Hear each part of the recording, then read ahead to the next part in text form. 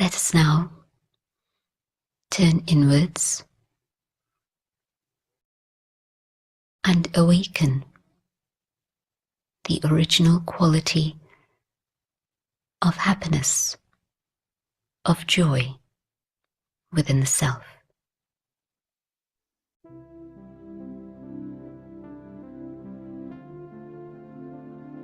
Sitting quietly with one thought, I focus my attention on the soul. I, the eternal being, the being of peace.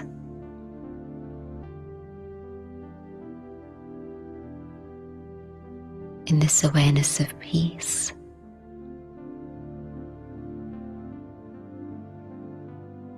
I move beyond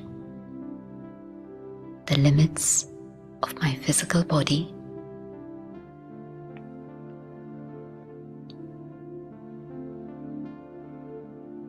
and in this state of peace, I begin my journey.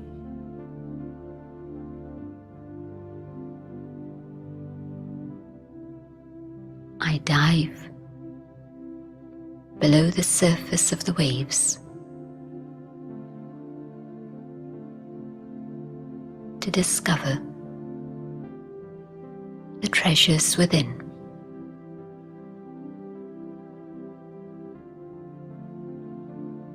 On the surface are the memories of the immediate experiences of the past. But patiently,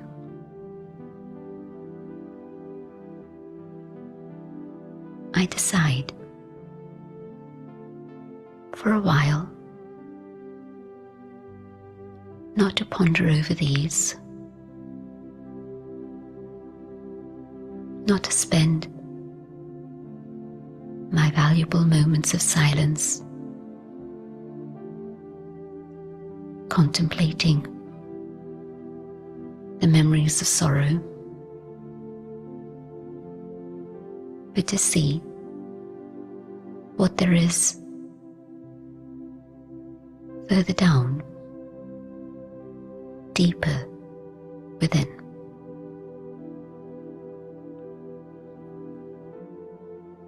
The waves stay up above,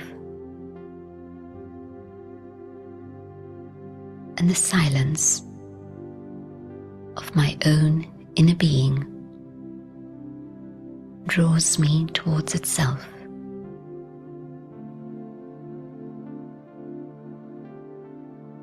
And as I come to the core of my being, I see that here, at the very heart of my being, there is beauty, there is love.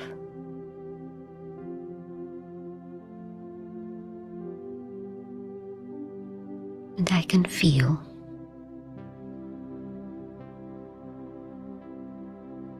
happiness emerging from deep inside.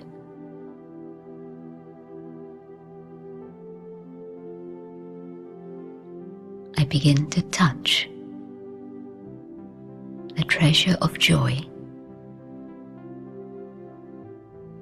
knowing that this is my eternal state.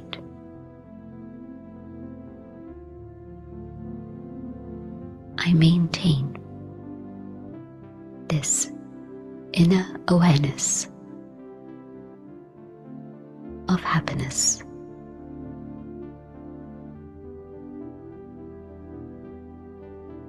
Om Shanti.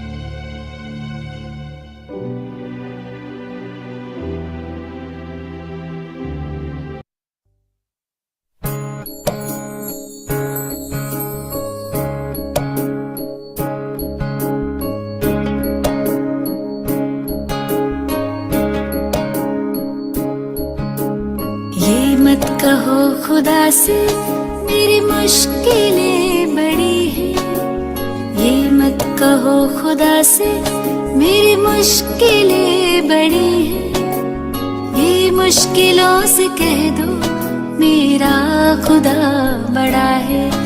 आती है आंधियाँ तो कर उनका खैर मकदम, आती है आंधियाँ तो कर उनका खैर मकदम, तूफान से ही तो लड़ने खुदा ने तुझे गढ़ा है।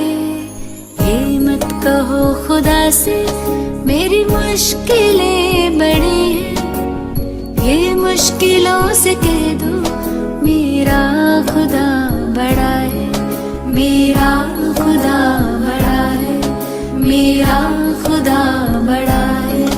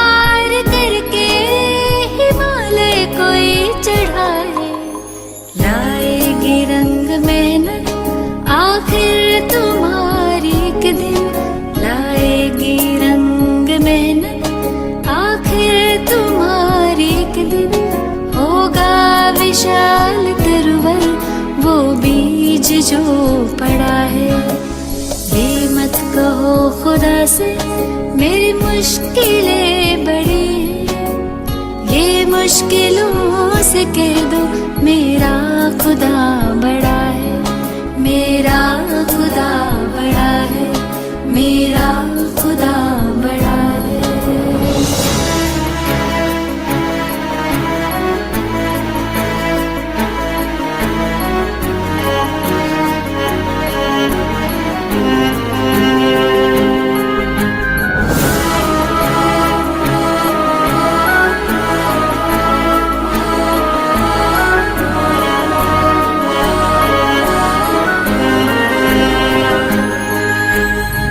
सर्व शक्तियों से जब साथ है हमारे, वो सर्व शक्तियों से जब साथ है हमारे, हर काम उसके रहते हरगिज़ हुआ पड़ा है।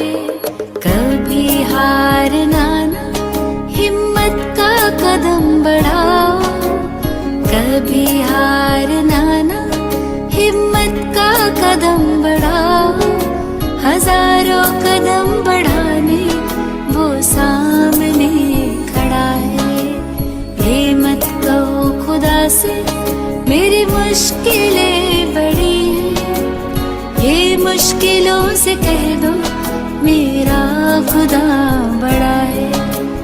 ये मुश्किलों से कह दो मेरा खुदा बड़ा है, मेरा खुदा बड़ा है, मेरा खुदा बड़ा है, मेरा खुदा बड़ा है।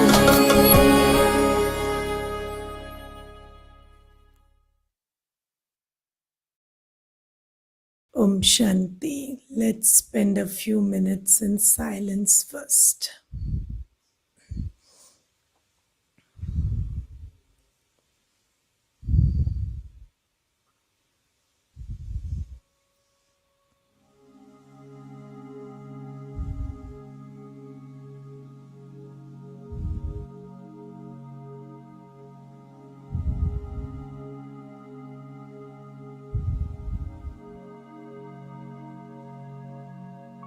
We live in a world of sound.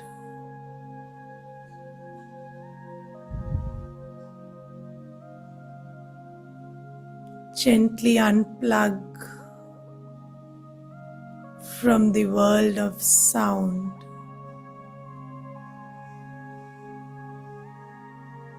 and plug into the world of silence.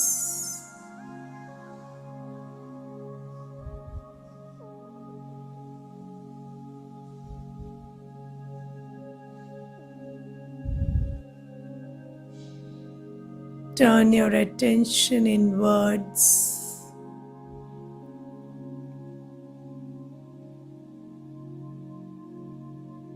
and take it to the point behind the eyes.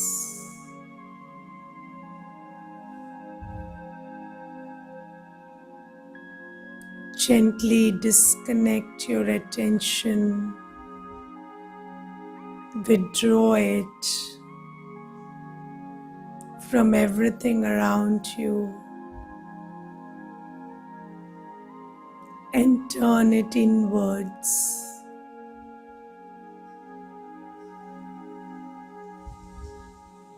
Slowly take it to that point behind the eyes, which is completely peaceful.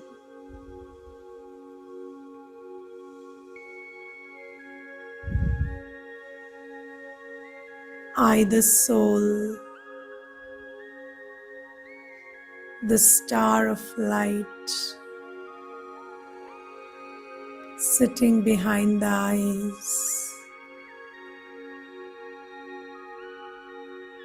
I'm very peaceful.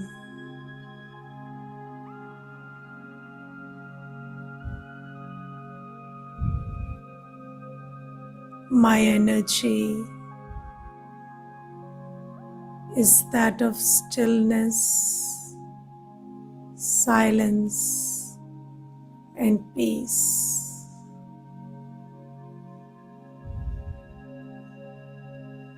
Just visualize yourself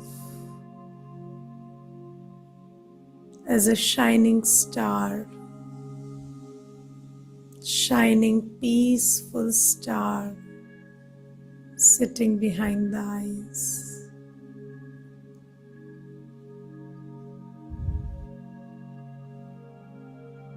This is all I am, just a point, genderless, colorless, no caste, no religion, no nationality.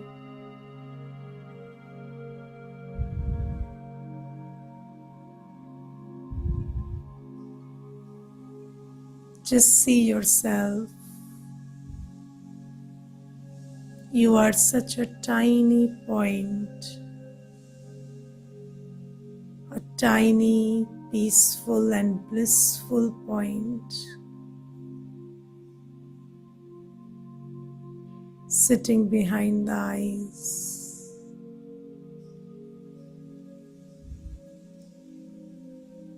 No length, no breadth, no height, just a tiny point.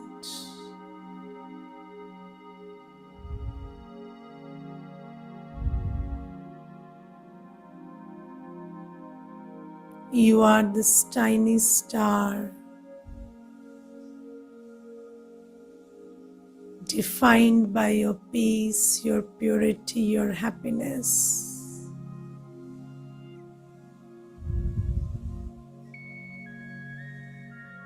My property, my quality is my peace. This is what is most valuable to me. I sit and nurture my peaceful state for some time.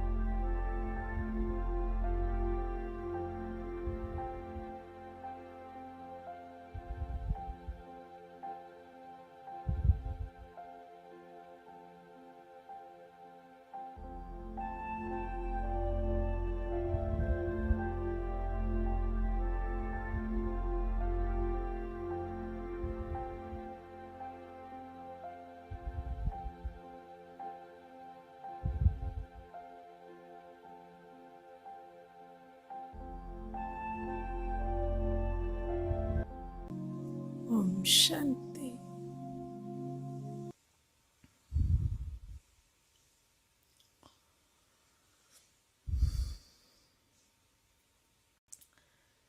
So, when you started this course, you thought of yourself in numerous ways. You thought you are your name, your body, your culture, your religion, your so many things, what you do and what you have.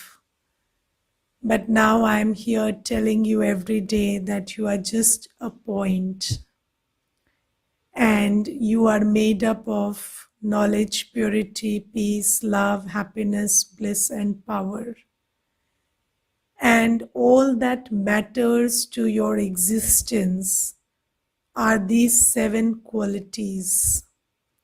Have you heard of that saying, when wealth is lost, nothing is lost?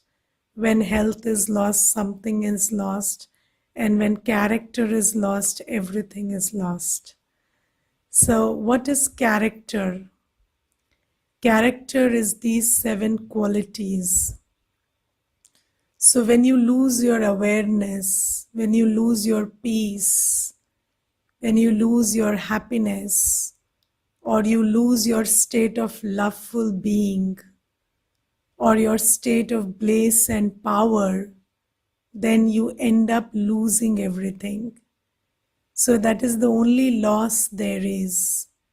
no external loss matters, because you live in a world where there is constant change.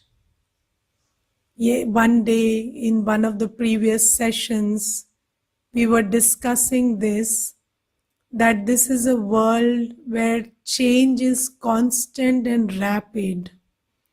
So even if you hold something very tight with both your arms, it just slips out of your arms and you never know when your arms are empty. So you live in a world where holding tightly to something doesn't ensure that it won't slip away. And this is a time where we are living amidst a lot of uncertainty. And I'm sure in the last 30, 40 years of your life, or whatever life you remember and recall, and majorly these past 8 to 10 months that have passed, you can see how things are changing suddenly. Things that you thought that would never change, or you counted upon to be with you or be in the same form as they are for a lifetime, have changed suddenly. Suddenly, people who had so much faith on their health are suffering with health issues, and they don't know how to deal with the fact that they can fall ill. Or suddenly people you trusted are behaving so erratically, or people you counted on to fall back in times of need are no longer there for you, and then you don't know how to deal with that situation. Or whatever money or property or post or position you relied on, whatever your attainments and accomplishments that you think define you, are suddenly questionable, and you don't know whether they will last with you, or if they last, whether they give you the kind of security you thought they would give you. So all these things are becoming very evident, that we are living in a world where the external setup is constantly and rapidly changing. And when we identify ourselves with the external setup, what we have, what we do, and these other stuff, then the internal world is also in a flux or in a very unstable state, because the external change is massive. Now you see, these are two things. This mic is a separate thing and this stand is a separate thing. But now that they are connected together, I don't have to move the stand individually. If I move the mic, the stand moves too, right? So because two individual things which have separate flows, which can go different ways, when you connect them, their movement gets connected. Similarly, I, the soul, my nature is to stay peaceful, happy, loveful. That is my quality. And there is nothing in the external world that can take it away. But since I have connected my identity or associated my identity with so many things external, that is why when those things are not in a stable state, my internal state is also always unstable or fluctuating, because I've connected the two. Now let's look at some statements. You see, we say, I am a man or a woman. But are you a man or a woman? You are a soul, and the gender of your body is either male or female. So my body is male or female, but I am not a man or a woman. I am a soul. I am not fat or thin. My body is fat or thin or overweight or underweight. Or I am not dark or white. My body has a skin tone that may be light or dark. Or I am not young or old. My body's age may differ. Or I am not Hindu or Muslim. That is the religion I practice by virtue of my birth in this body. So If I was born in a different family, which a soul is capable of, if I were born in another family practicing a different religion, then my religion would be different. So I am not what I say I am. So I am not an engineer or a doctor. That is the qualification I have earned, or that is the work I do. I'm not a mother or a daughter or a brother or a husband. Who am I? These are the roles I perform. I am a soul performing these roles. But now you see, what we have done is we have associated these two things. And because of this association, this attachment, there is no clarity between who am I and what is external. It is very similar. You see, you can understand this from this example. This is a book, and if I keep it here, can I see anything? If I just keep it here, I can't see anything and there is no clarity. But if I keep it at a distance, then I'm able to read it, correct it, analyze it, understand it. So you need a certain distance, you need a certain objectivity so that you can operate with things. If they are too much in the face, you can't deal with them. There is no clarity. You can't see clearly what is what. Similarly, we have a body, we have a gender, we have an age, we have other statistics, there is work we do, there are things we have, there are roles we perform. But because we have associated very closely our identity with all of this, that is why there is no clarity, there is no objectivity, there is no discretion, and we feel very trapped in them. And whenever they are going through a process of change, it makes us very, very unstable and jittery inside. And we are very influenced by external change because of this association. Now let us understand this thing that I just explained with an example. You see, I am wearing this sari, and this sari is not me. This sari is my costume, right? But let's say I create an illusion that I am this sari. Okay, so this is now you must be finding it very funny that how can a person think I am this sari, but this is what we are all doing in real life. So we think I am the clothes I wear, or I am the age of the body or the gender of the body I wear. So the body is also a costume. So let's take an example where I have created an illusion that I am this sari. And then what happens is I wear this sari, and then I say, then I don't say my sari is looking good. I say I am looking very good because my sari is looking good today. And then I go out on the street and I meet somebody whose sari is better than my sari. And then what do I say? They are better than me. But the truth is only the sari is better than their sari is better than my sari.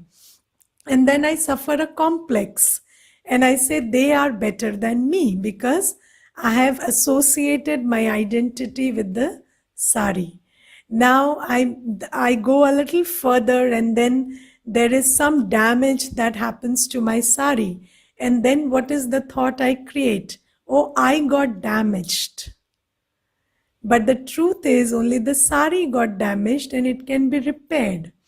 And then after some years, when the sari gets worn out, I create the thought, I am worn out, or I cannot last longer than this because the sari has worn out. But the fact is, I can change that sari and take a new sari. Now, similarly about the body. So you are not the body. And even when the body is damaged or worn out, you are not worn out. And you can take care of the body. You are the soul, the being residing in the body, and you can repair the body. Just like the owner of the sari can get the sari repaired, So you, the owner of the body, can get the body repaired. You can take your body to the hospital. You can nurture it with good positive vibes. You can make sure it gets healthy. But when you get affected by the damage of the body, then who heals the body?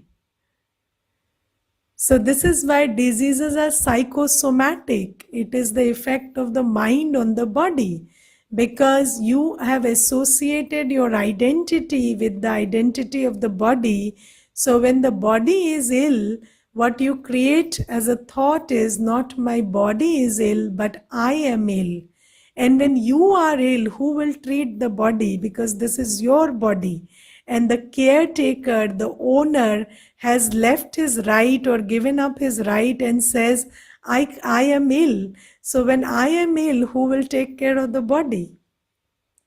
So this is what has happened. And although when you hear this example, it you feel it is funny and bizarre to be thinking that I am this sari, but it is equally funny and bizarre that we think that I am this body, or the work I do, or the things I have, or the degrees I have acquired, or the accomplishments that I think are mine. So they are all external and they are not part of my identity. I have them, I work with them, but they do not define me. And the basic thing is they will always change. That is the law of their operation, and that is how they are designed. And in one of the previous sessions, I asked you a question to just look around you and ask yourself, what is it that will never change around you? And you said that there is nothing that will never change around you. So that is the law, the design, the way things are, that they will constantly change. But change is a very beautiful thing. And what is the beautiful thing about change?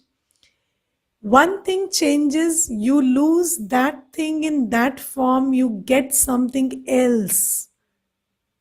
Yes, so you lose something, you gain something. That is change. You never lose absolutely, you never gain absolutely. Wherever there is change, there is something that is going away and there is something that is coming in its place. That is the nature of change. But because you are attached to that different form, that is why you only feel a sense of loss and not a sense of gain with it. Yeah, for example, you lose comfort. What do you gain? You gain experience. If you lose your comfort in a situation, you gain experience in its place. Don't you gain experience in its place? So, there is one brother and he got affected with COVID, and then he was talking to me the other day and he said, that phase is over and I'm really thankful that phase is over. But I feel very good that that came and went. And when I am reflecting on that phase, I feel I am very powerful now and I'm not scared of COVID because I know what it is. So he said, yes, I lost my peace for some time and I was not feeling very sure and okay, and I had doubts and I was in fear and all of that. But then what I have got instead is experience and power, and now I feel I'm in a better place to handle a similar situation than I was before. So you lose something, you gain something. No pain, no gain. Have you heard of that? No pain, no gain. So you don't go and invite pain, but if it comes, you know that there is gain also in this. So there is a very beautiful saying that when situations are favorable, they give you happiness. But when situations are unfavorable, they give you power. And power is more prized than happiness. When situations are favorable, they give you happiness. When situations are unfavorable, they give you power. And power is more precious or prized than happiness. So, this is something that we need to know. We lose something, we gain something. And basically, whenever we think something, and basically it is changed, there is no loss or gain, but something has changed into something. Nothing changes into nothing, you know. So everything changes into something. So if you are not attached to what changed, then you will see what it has changed into. And you will discover that you are gaining something in this situation also. Even when you lose your body, you get another one. That is the law. A soul loses one body, gets another one. And you get a better one. You get a newer one. You leave an old one, you get a new one. So it's always a win-win situation. But the thing is, we never pay attention to what we have gained because we are very attached to that which has changed. So that which has changed, we keep lamenting what is lost, and then we never look at what is gained. And I will give you one very interesting example about this, and this also applies to the current situation we are going through. So there was this brother, and he was sharing with me. So he came to the center. It was some 2 years back. He came, and he was working with a multinational as a vice president. And then he kept telling me, ever since the day he came, he kept telling me, Didi, I have not done my MBA, and I've come to this big position until now. And, beyond this, you can't survive without an MBA. And it's getting tougher and tougher. And I don't know how to do an MBA. And I can't do it alongside my job. It's very taxing. And then I don't know how to take a 2-year break and do an MBA. And every day I would listen to this MBA, MBA, MBA. And it had got into my head that this person needs to do his MBA.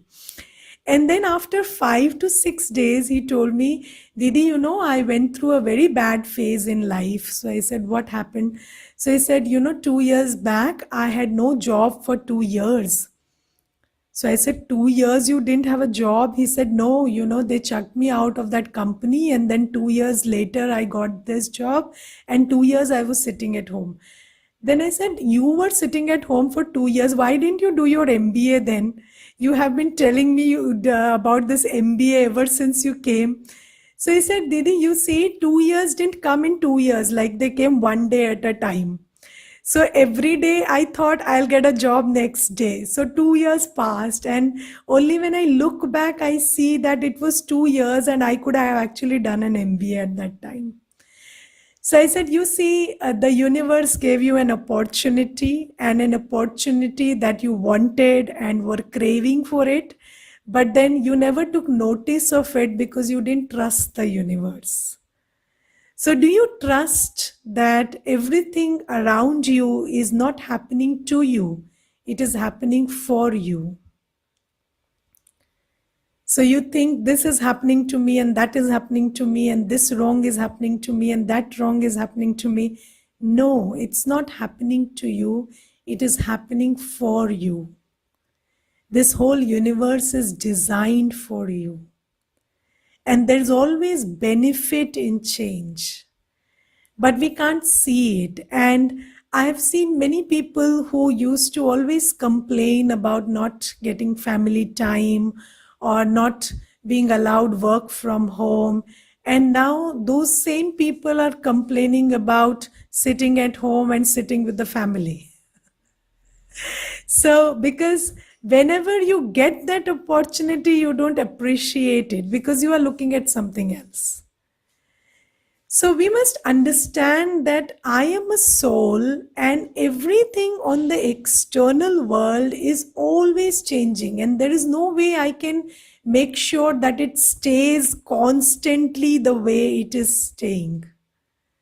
So there will be constant change, and change is the only constant, but I, the soul, can create thoughts and feelings, can choose my thoughts and feelings the way I want, and I can operate with every change in a happy, peaceful, stable fashion. This is something that I need to understand. And when you attach your identity with the external stuff, then that change upsets you, and you can't, because every change becomes an identity crisis. So it's not a change, it's an identity crisis, because you have associated your identity with it. So once that shifts, you don't know who you are. And when you don't know who you are, how do you find yourself? Because you are in low self esteem, because with that shift, your identity is lost. But when you understand that you are a soul and your identity is spiritual and everything else is external, then even when things on the external are changing, you are not in identity crisis. And then you know how to operate with that external and use it to your advantage, or see the good in it. So there is objectivity, there is clarity, there is sanity when you know who you are and that the nature of the external world is changing. So the truth is, you are a soul, and there is no reason for you to go from peaceful to peaceless if something on the external is changing. And I will tell you, we are all conditioned in such a bad manner to think we are bodies or something, that even if we listen to this chapter over and over again, it takes a lot of time for it to sink in. But if you just surrender and you take on this idea as it is given to you, it is a life changing lesson to learn. And once there was this mother and sister combination who came to me, and mother and daughter, sorry, combination who came to me, and this daughter was 8 years, or I think 7 years of age. And then her mother said, we have to do the course. So I said, who has to do the course? So she said, both of us have to do the course. So I said, all right. So I said, will she understand whatever I speak? She said, yes, yes, Didi, she will understand. I have trained her. You speak and she will understand. So I said, okay. Then first day that daughter kept sitting, and I told about the fact that we are a soul and this is a body and all this thing. And then the next day when they were coming and they were climbing the stairs, then the daughter fell down the stairs. And I also heard the sound of her falling down, and I also rushed and I was seeing what happened. And then she just got up and she said, no, no, my body is hurt. I am fine. My body is hurt. I am a soul. I am fine. And then she just climbed the stairs very easily and she came and sat in the class. And then when I asked her, are you fine? So she said, yes, you told me the body is hurt. So the body is hurt. It is paining, but I am fine and I have to listen to the class. I can listen to the class. So, and you see, this is such a powerful weapon if you apply it. And because that child is innocent and the child knows how to surrender, so she surrendered to knowledge. And when you surrender to something, it gives you power. So this is the power that this piece of knowledge can give you. And you see, it can make a child rise above physical pain. So what can it not do to us? But we are so fixated with this idea that I am the role I play, or I am what I do, what I have, I am this body, that we just don't give up on it. And if we give up on it, then we will be able to enjoy and relish this whole journey. You see, this journey is the way it is. You can't stop the COVID-19. You can't stop the other things that are going on. You can't stop or change how things are happening around you. But you can choose how you want to experience all of it. Whether you want to experience it as a joyride or you want to experience it as a nightmare. So that depends on you. And that discretion or that choice will be available to you when you shift your identity to a spiritual one and give upon your physical identity.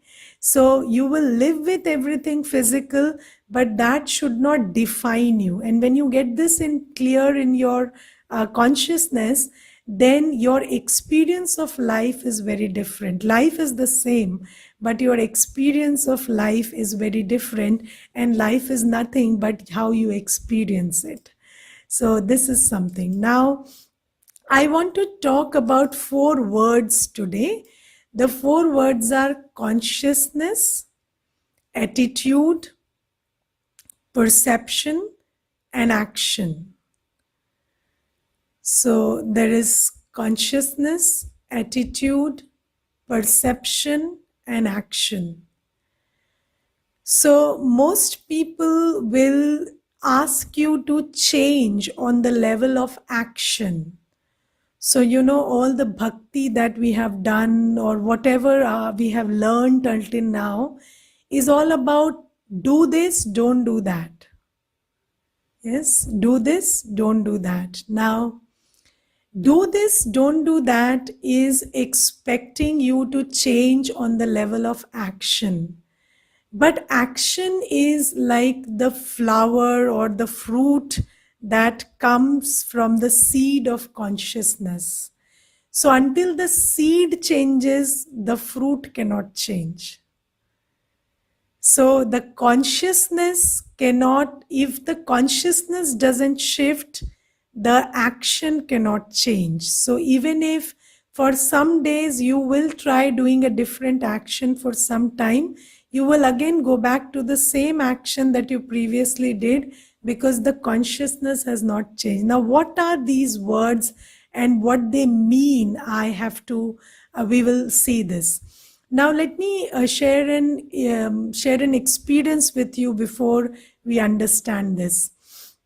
So, there was a meeting in a government institution and about Swachh Bharat Abhiyan. And I was part of that meeting and we were attending, and there was this person who was a big shot in the government sector, and he was presiding over that meeting, and he delivered a big speech on Swachh Bharat Abhiyan. And then after the speech, he just threw the peel of his banana on the floor. After the meeting was over, he took a banana, ate it, and then threw the peel on the floor. Now, why did that happen? Now, it's not that he doesn't know that cleanliness is important or we are conducting a meeting about Swachh Bharat Abhiyan. But why didn't he care to go and throw that peel in the dustbin? Because he feels he is entitled to throwing it on the floor. And he feels he is the boss and he doesn't have to go and throw it in the dustbin or take that much of effort to do that. So he thinks he's entitled to just throw things around and create a mess. And then other people who are cleaners and sweepers, it is their job to clean the place. So you see, the consciousness is I am an entitled person. I am not a sweeper. And the consciousness is the job of keeping the place clean lies with the sweeper. So I am not the sweeper, so I will not sweep or I will not make sure this place stays tidy. So even if he will talk about cleanliness, he will not think that he has to keep the place clean because his consciousness is that is the job of the sweeper. So this is all about consciousness. Now let's understand consciousness with a different example. So let's say there is a doctor and he is a very established professional and he has performed many operations and surgeries in his life. Now, one day he enters the operation theater. He is completely ready and equipped to carry out that operation. But as soon as he sees the patient on the operation table, he sees that that is his son. And then his hands start shaking and he is not able to perform that operation the way he had intended to. Why? Because his sense of self, his consciousness has changed from I am a doctor to I am a father. And when he thinks he is a father, he cannot see, his attitude and perception changes. And he cannot see the person on the table as a patient, because a father can only see a son, he can't see a patient. To see a patient, you require to become a doctor. So when you change from a doctor to a father, the patient changes into a son, and then the capacity to behave as a doctor is no longer there. You can only behave as a father. So this is how you have to understand consciousness. What is consciousness? Consciousness is your awareness of who you are.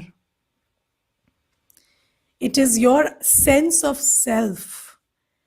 And when you think you are a doctor, you think like a doctor, see like a doctor, act like a doctor. When you think you are a father, then you think like a father, see like a father, behave like a father.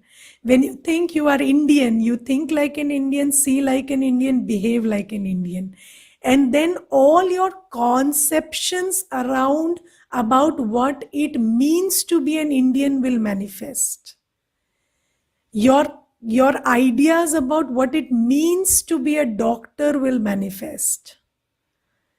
So you have a lot of theory about what it means to be who you are. And then you can't stop being yourself when you think you are that.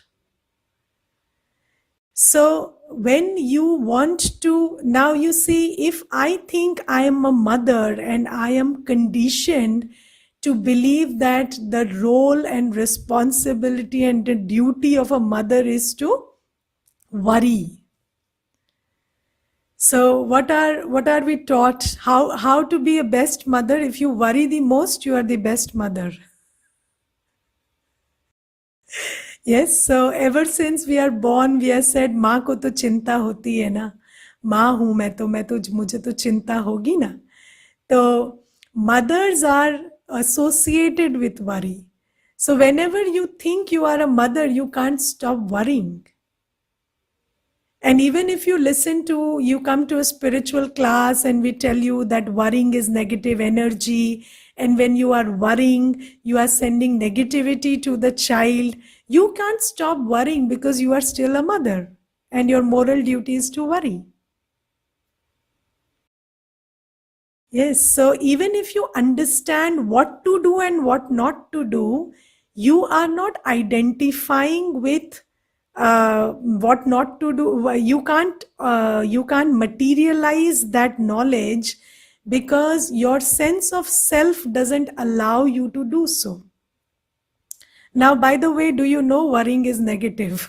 So while giving that example, I was thinking whether you appreciate the fact that worrying is negative. So let's take an example and understand this also now that I've taken up that topic.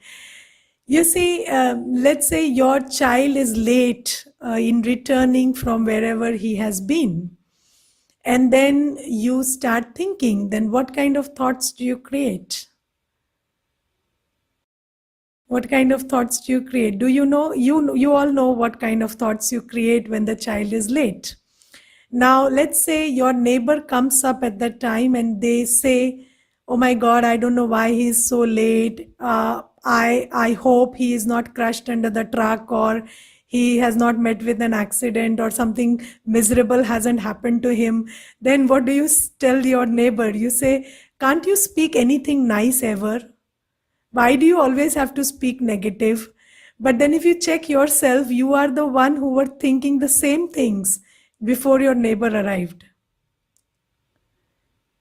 So you think that your neighbor is thinking negative when he says these things, but then you are thinking the same thoughts.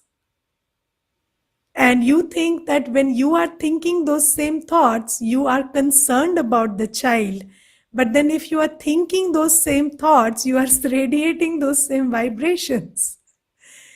And whatever you create in the mind, the probability of that happening in actual life is increasing. So thoughts become things is a rule.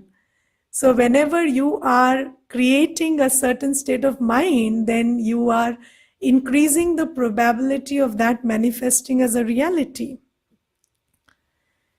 So that means that whenever you are worrying, you are actually doing more damage than good to the people around you.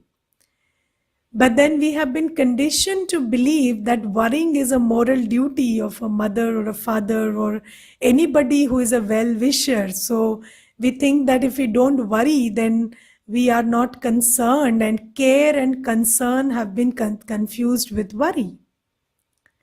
So care means you ensure things are good. Worry means you doubt they are bad.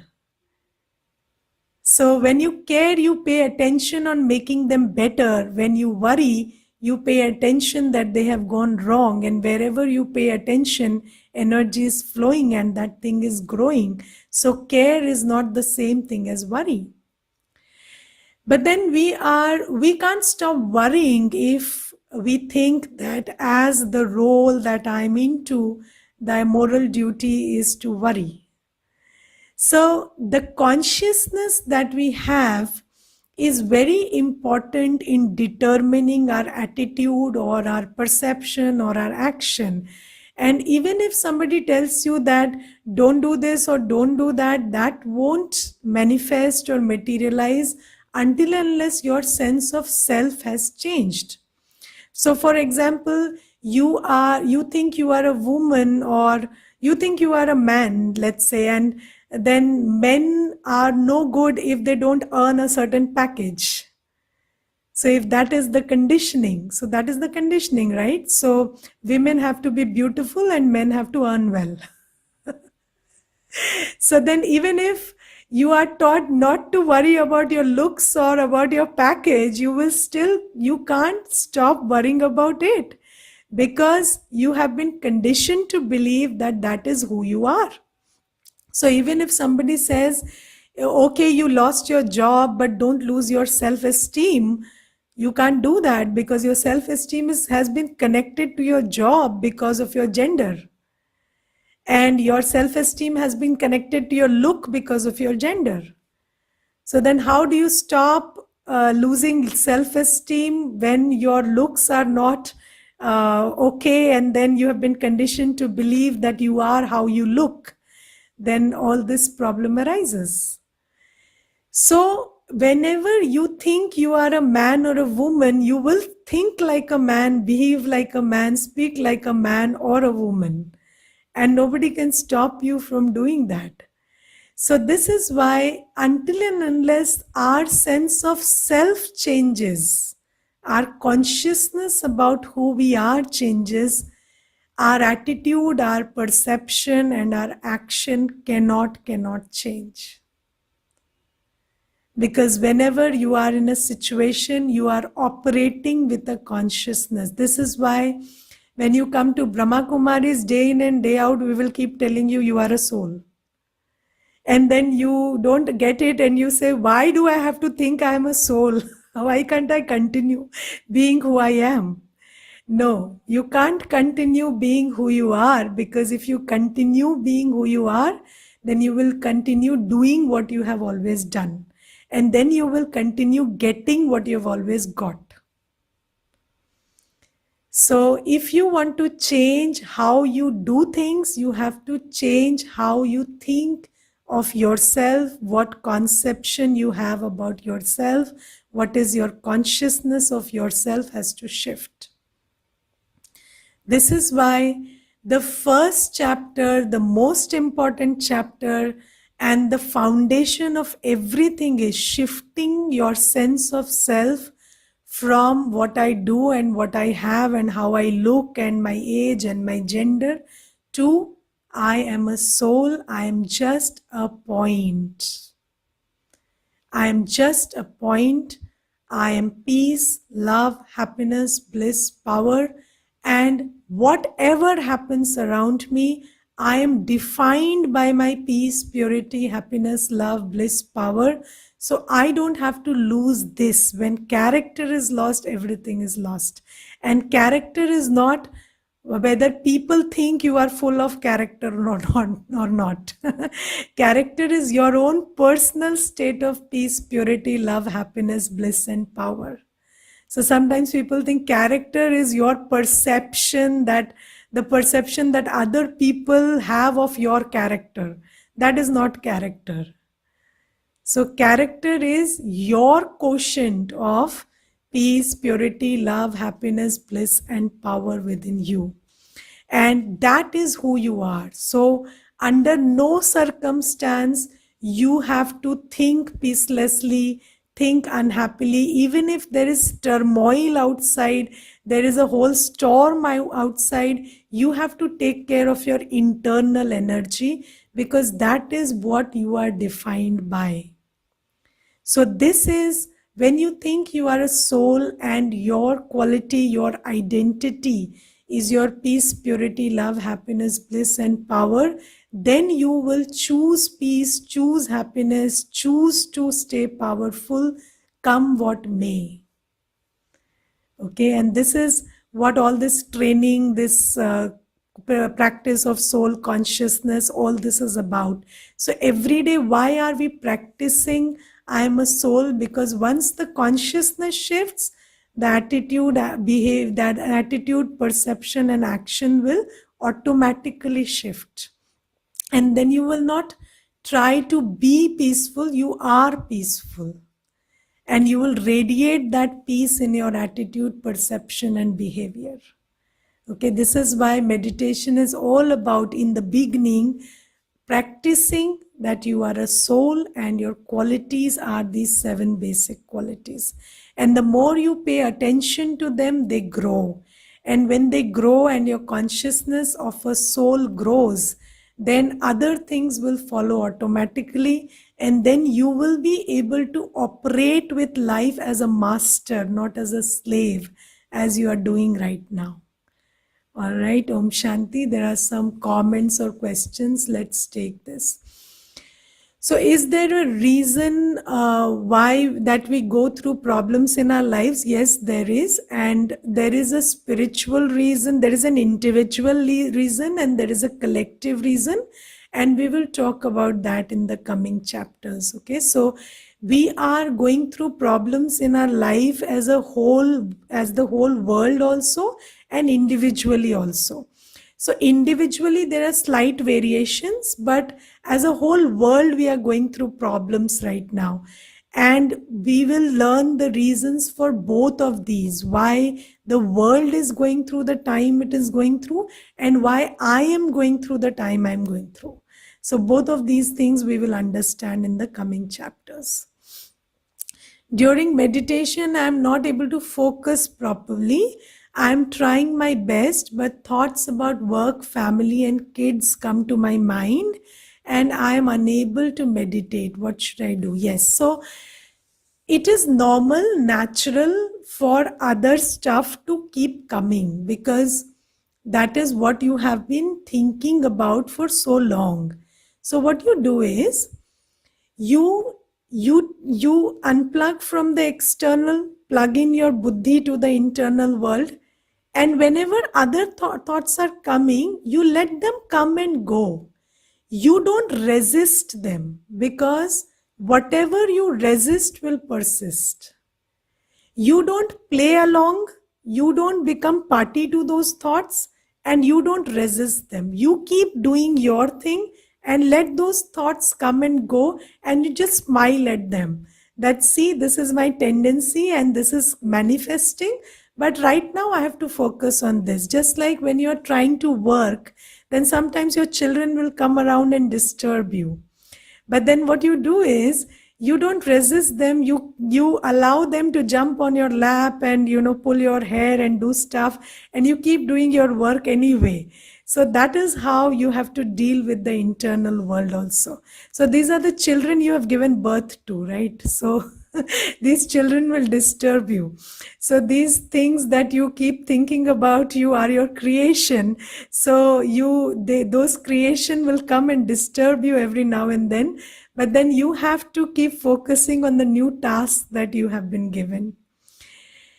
Okay, so the next question is, Didi, some people use this concept for financial gain. Like they say that if you visualize that you are rich and you have so and so bank balance, you will start attracting that money from universe.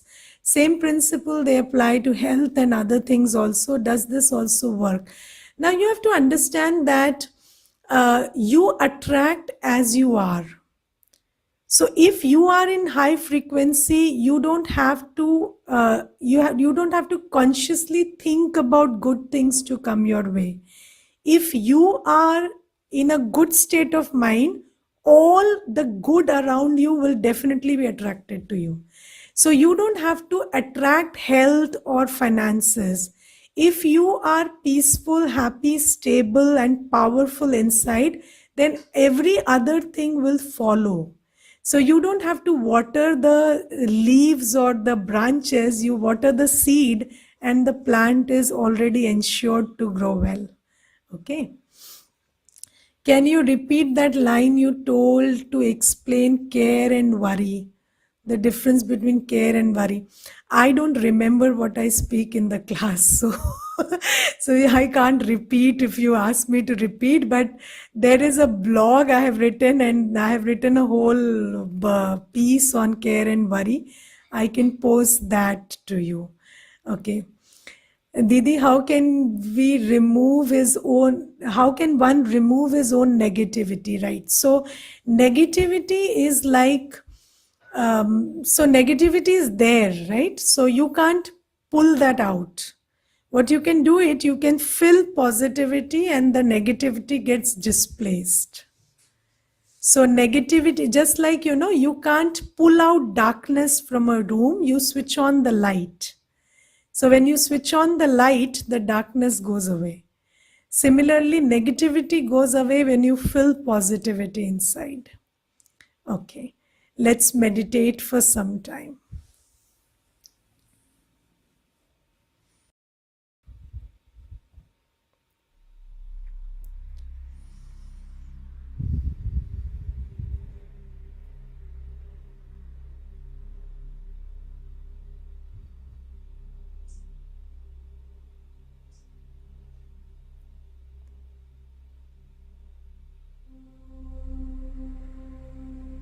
Sit still and quiet.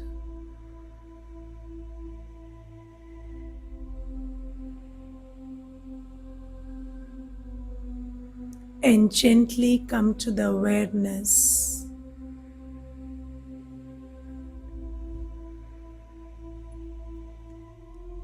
that this body is a costume that I am wearing.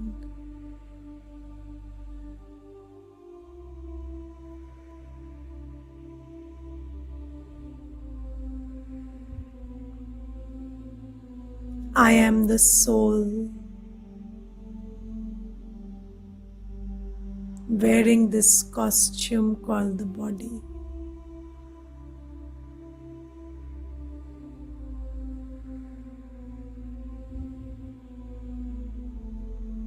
I am the tiny point of light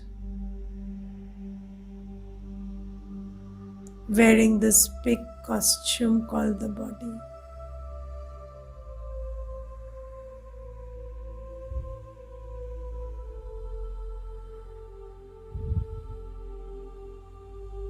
Just like a tiny person driving a big truck or a big train, I am the tiny soul driving this big vehicle called the body.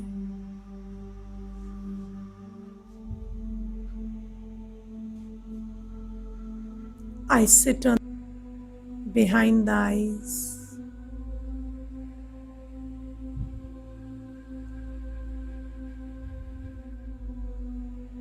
I see through the eyes, hear through the ears.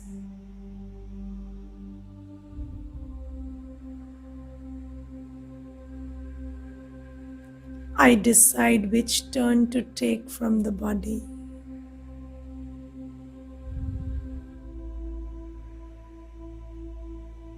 I'm driving this vehicle around, deciding where my legs move, what my hands do, what and how my eyes see, what and how my ears hear.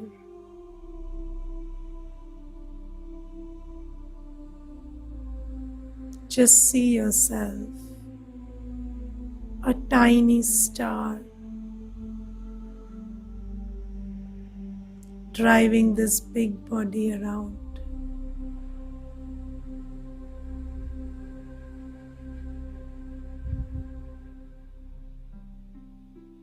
Marvel at the wonder of life for a few seconds.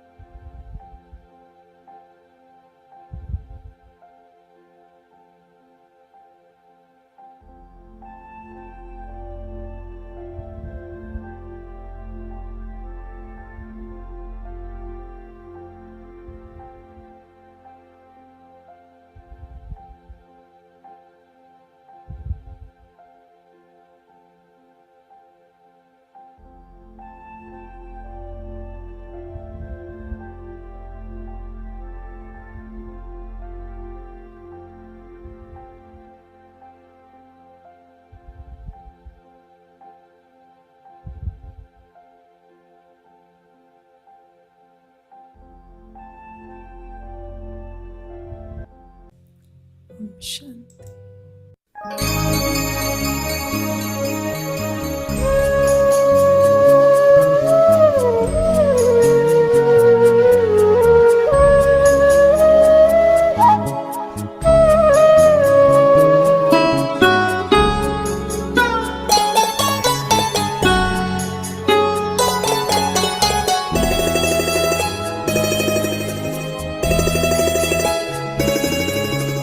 जीवन के दाता सांसों के स्वामी ये नैया की पतवार तुमको है अर्पण। जीवन के दाता सांसों के स्वामी ये नैया की पतवार तुमको है अर्पण। प्राणों के प्यारे बाबा हमारे, प्राणों के प्यारे बाबा हमारे, तुझे तेरा सब कुछ समर्पण समर्पण। जीवन के दाता सांसों के स्वामी ये नैया की पतवार तुमको है अर्पण।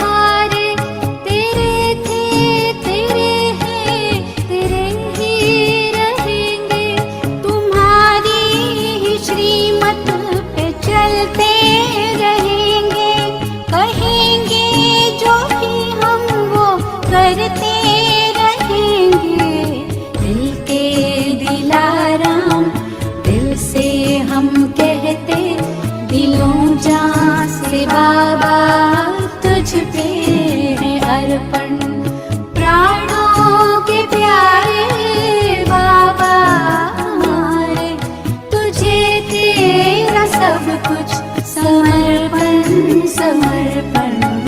जीवन के दाता, सांसों के स्वामी,